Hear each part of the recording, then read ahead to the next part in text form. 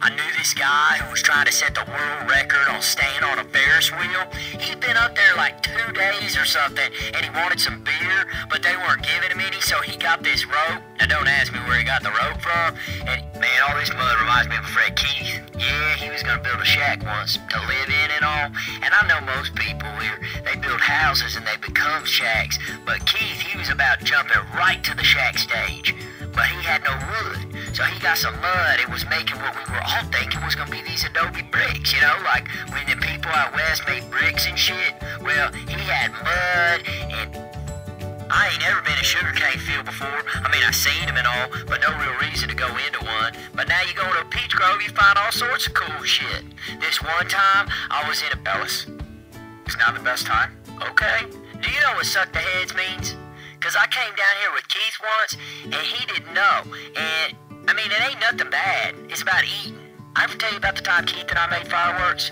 Now, I didn't know shit about chemistry, but Keith figured gasoline burns, doesn't it? 3rd-degree burns on 95% of his body. Man, people in the next city over were calling to complain about the smell of burning skin. I ever tell you about the time Keith tried to deep-fry turkey? 3rd-degree burns over 90% of his body. His doctor called up, like other doctors, to look at him because he'd never seen burns on top of existing burns. I ever tell you about the time my buddy Keith drove his car off a cliff, broke both his legs? Hey, it's not a funny ha-ha story so much as it's a make-you-think story. For instance, windshields look pretty durable, right? Yeah, not the case according to Keith.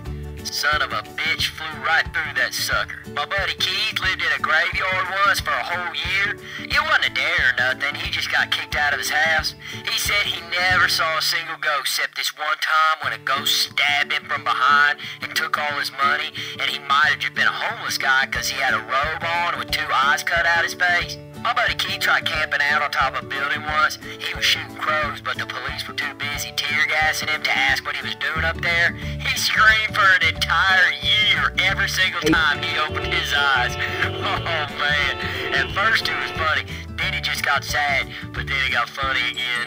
Oh, man. I ever tell you about the time my buddy Keith got rolled by a gator in a swamp?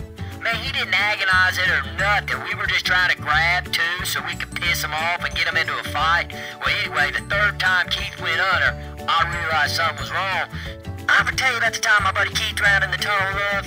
You wouldn't think it could happen because the water's so shallow, but that's how it gets you, man. Overconfidence. Keith was with his lady at the time, and he was yelling for her to save him, but she didn't want to get wet. I ever tell you about the time me and Keith snuck a paintball guns on a roller coaster? I never heard of anybody else doing it, so I thought we might have invented a sport. So Keith called the patent office, but we ain't got time for this, Ellis. I ever tell you about the time me and Keith made homemade bumper car rides with ride motors in his backyard? Mower blade wounds over 90% of his body. I didn't run him over either. He somehow managed to fall under his own. One time, the Army bombed my buddy Keith.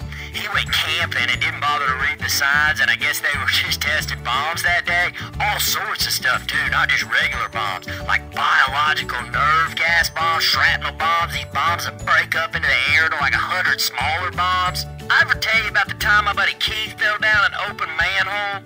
He was unconscious down there for like a week. During that time, unbeknownst to Keith, they paved over him. Keith had to... Boy, you are wearing me out. Okay, I ever tell you about the time my buddy Keith and I were on the top of a burning building and we had to fight our way down like 5 floors of zombie? Wait a second. I guess that was you guys. Oh, shit, man. I can't wait to tell Keith about that one. I ever tell you about the time my buddy Keith fell out the roller coaster? Yeah, he didn't drop forward, mind you, just onto the tracks, but the carnival people wouldn't stop the ride, because all the other people paid good money, and Keith snuck on for free, so he had to dodge for like... Bro. I don't give a shit! Okay. God damn it! I need to get the hell out of here!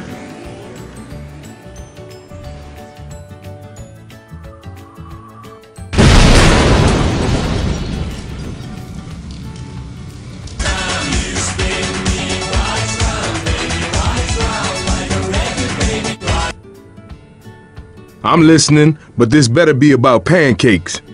Mighty Shine is not a jewelry cleaner, but a supercharged tarnish remover. You simply dip, dunk, and remove years of old-fashioned tarnish removers take forever. But with Mighty Shine, just add hot water to activate, dip it in, and you're done. Whether it's 1 piece or 100, plated or solid metal, it has the power to safely clean. The secret is the Shine Activator that creates an effervescent action. God damn it! Ellis. So